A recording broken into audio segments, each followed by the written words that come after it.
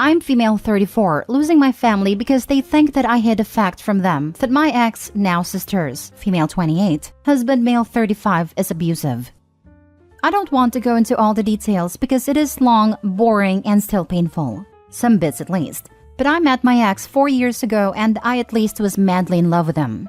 For about 2 years, I was blissfully happy until I took him home for Christmas and I caught him making out with my sister.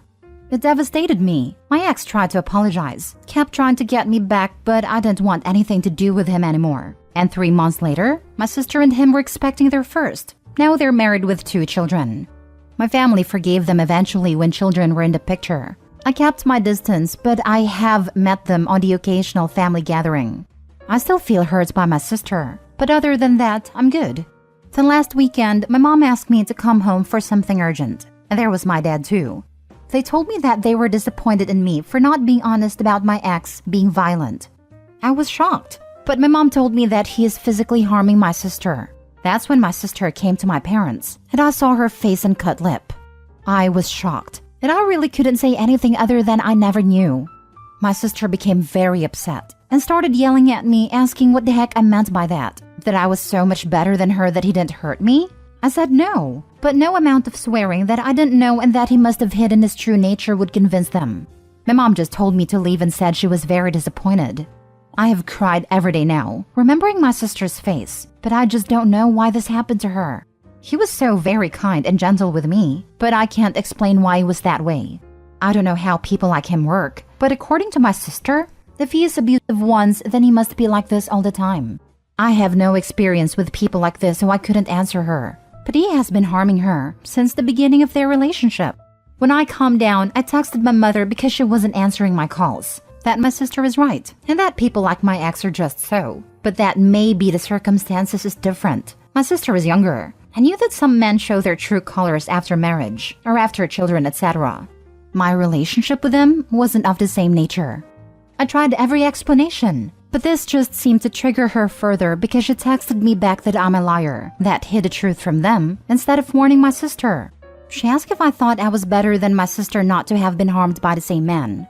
I was shocked. Like, is it about the woman? Better women get mistreated less? I couldn't believe what I was reading. I texted her that she was disgusting to say something like this, but I regretted it so much. Now, nobody from my family is talking to me. Not even my father, who I talk to on a daily basis. I don't know what to do or how to help. I really need help explaining why my sister's husband is what he is. I feel so guilty. Now for the top advice. So your family, who have excused your sister's awful betrayal, are mad at you because you could have magically foreseen your ex's true nature? Someone who's so messed up in the head that fooled around with your sister right under your nose at a family event? I don't know where to start. Cut all of them off and get therapy to figure out why you'd be able to twist all this up in your own head so that you're the bad guy. Yeah, this family is literal garbage. Better off without them by a million miles. Viking funeral for the family. Let them all burn and pile. They're jumping to some pretty massive logic gaps to justify this. Harm a bit. And it is OP's fault and not sister and more husband's actions? I mean, it is not like sister tested the waters and looked for red flags before humping her now awful husband. A million miles may not be enough.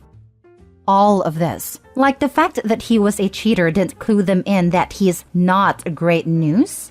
If anything, sister thought she was special and had never mistreated her. He's just had more time to escalate during his marriage. She got pregnant, then they got married, and the real him came out. If you had married him and had a baby with him, he probably would have mistreated you too. There are people that once they lock down their significant other, the real them comes out. This isn't your fault. Instead of blaming him, they are blaming you. He is the POS. I wonder what sister wants out of this. Blame OP because she brought home a man that little sister could steal? Sister believes it must have happened to OP, and she should have been fairly warned. Even if she was an a-hole to her sister, she didn't deserve that kind of treatment. I can understand being really upset knowing the same man hit her but not you, but the family's backwards. They should be ostracizing him instead of OP. No offense, but why do you want this family? Your sister betrayed you. They took her side. You left and did not want anything to do with your sister. People like your ex have a good way of hiding it. This isn't your fault. He is a trashy person. But I will say, find a family that will treat you better, not one that will always make you the one at fault for things that aren't. And like another poster pointed out, what did they expect from a cheater? Didn't she get all the signs she needed then that he wasn't a good person? Next story. My parents disowned me for ruining my sister's relationship, but I'm happier and healthier than ever. My older sister was going out with a guy who worked as a psychologist. She used to pressure me into booking an appointment with him for the longest time, until I informed him about her antics, which put a strain on their relationship, as accepting me as a patient would be an ethical violation and he could easily lose his license over this. My parents were mad at me for not going along with my sister's demands, but things calmed down once she made up with her boyfriend. It didn't last long though. After some time, my sister started bragging about knowing some spicy details from her boyfriend's therapy sessions. I thought she was bluffing at first, since she has a tendency to just say whatever to make herself look more important, but I was apparently wrong. During one of the family dinners, in the presence of all the aunts and uncles, my sister started to talk about her boyfriend's patients with a lot of details. As someone who is currently attending therapy for over a year, I was appalled. I didn't know what to do with this for the longest time. I even thought about reporting her boyfriend, but I didn't. I couldn't do it, since there was no physical proof of what my sister said, and I'm pretty sure no one would attest to what happened at the dinner for the sake of keeping the peace, as always. But oh god, I'm glad I haven't reported this poor man, since he himself was pretty much unaware of everything. Since this post is already long enough, I would try to keep it as short as possible. I contacted my sister's boyfriend and told him about her gossiping about his patients.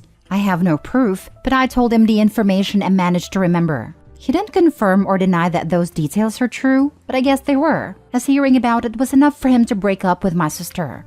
All hell broke loose. She had to move out from his house back to our parents' place, which made my parents really unhappy. From what I learned before my parents decided they hate me for what I did, my sister somehow got an access to her now ex-boyfriend's work laptop, which is a crime, by the way. She almost jeopardized his career, and I know he tried to sue her. I don't know the details because by then I was already officially disowned and blocked by my parents. The rest of my family also isn't too thrilled with me because everyone was wishing for a doctor, lawyer, or psychologist to join the family. Honestly, at first I was grieving the loss of my parents and even sister. But as months go by, I feel better and better. I'm currently attending the university almost 4 hours away and living in a dormitory. And while I do miss coming home to my parents, I've realized they had a lot to do with my mental health deteriorating due to their obvious favoritism. I'm happy to get out of my system. OMG, she did what? Oh man, OP, you 100% did the right thing. Like, the hair on the back of my neck is standing up right now, thinking about what she would have read in the file if that were my psychologist. That's such an awful thing for her to do. On behalf of all her ex-boyfriend's patients, thank you. You protected them from something they hopefully never need to find out they needed protecting from. I was just as terrified as you are. The things she said during that dinner was really detailed. Not some vague, there is this patient that has this problem, but more like, there was a woman named XYZ who works at the school and has this problem. Not one person at a table, aside from me, saw a problem with that. So thank you for this comment. It actually means a lot to me, even if I know deep down that I did the right thing. Damn, that's wild. She may have already ruined his career. By law, he has to inform the patients of the breach, which could lead them to firing him and spreading the news. He could be fired if he's with a company/group, and they're extra risk-averse. If he hadn't sued her, he'd be risking his license. This is all just gross. Your sister needs a new therapist, and not to date. Wow. Sister should have had charges brought against her. She violated confidential files. Your sister is a POS, and any family member taking her side is also. I'm pretty sure her ex was trying to sue her, but I don't know what came out of it. At this point, I'm afraid that reaching out to any member of my family would be like sticking a hand into a beehive. As an aside, I'm sure you realize she wanted you to have a session with him so she could read his session notes. Stay away from her, literally forever. Oh yeah, I'm aware of this. She wasn't even trying to hide it, to be honest. She accused me of going behind her back to contact her ex-boyfriend because he was very professional after learning about everything, told me he can't have me as a client for ethical reasons, and gave me few recommendations, which she saw as some gotcha moment, saying I must be faking not feeling well, and I'm afraid she will learn about it. Wow, your sister seems like a nightmare, and one that completely lacks critical thinking skills. I can't even understand the mental gymnastics she had to go through to think that the result of her boyfriend saying no to the session for ethical reasons is you must be faking not feeling well. That's just so dumb. I almost feel bad for her. Her IQ must be depressingly low. Last story. I lost my best friend because I reported her child predator stepson. This happened in 2019. My friend of 10 years told me her stepson, about 20 or 21, was being investigated for exposing himself to school kids near their school. Like he was literally waiting for kids to get out of school and had his junk in his hand in his car so they could see him. He was waiting for a court date when she called me freaking out because he was on the news as wanted because he had touched a 10 to 11-year-old girl in a store. I immediately Googled the incident and saw his mugshot as a person of interest for touching a little girl in the toy section of a Target store. I immediately called a detective. The news gave a number that if anyone knew this person who fit this description, they should call it. I told the detective I knew who this person was and that he was waiting a trial for exposing himself to school children. I told the detective his name and gave him the number of my friend and said that was his stepmom. My friend called me perplexed that a detective called her, and she didn't know how he got her number. I played dumb for about a month, then I couldn't hold it in any longer. When she asked me how he knew her number, I told her I called him, that I was accountable to the community and to that little girl who he tried to grab. I told her that if her stepson had a personal computer at her house, she should turn it over because it probably had materials on it involving children. That he was sick and deserved to go to jail. Things were never the same between us after that. She disowned me as a friend, told me she couldn't trust me anymore. She said she was trying to help him and that he could recover from his impulsive behavior. That a therapist said there was hope in the future for him. I have a hard time believing that someone who is attracted to kids can recover from that and live a normal life. I don't know, maybe they can, but I don't think they're safe in the community around kids. I don't hide my identity here. I don't care honestly. I believe what I did was the right thing to do. If I never talk to her again, I will still feel like I did the right thing. We must protect our kids. Now for the comments. I agree that you absolutely 100% did the right thing. It sucks that you lost a friend, but you are truly better off without her in your life if she is the type of person willing to hide/cover for a child predator. I know people are willing to go to great lengths sometimes to protect their kids/stepkids, but Jesus, there is a line, and pedos are way over it. Anyone willing to knowingly put every other person's children at risk just to save their own is not worthy having you as their friend. I'd wager she was never truly Opie's friend if she bailed on them after that. Friend was 100% an enabler and probably a sociopath. She should have helped him before he went to touch a minor. I hate people like your friend who blame everyone but the person who was in the wrong. Exactly. I know that in Europe, there are programs for people who feel attracted to minors, where they can get free therapy to help them to never act on it.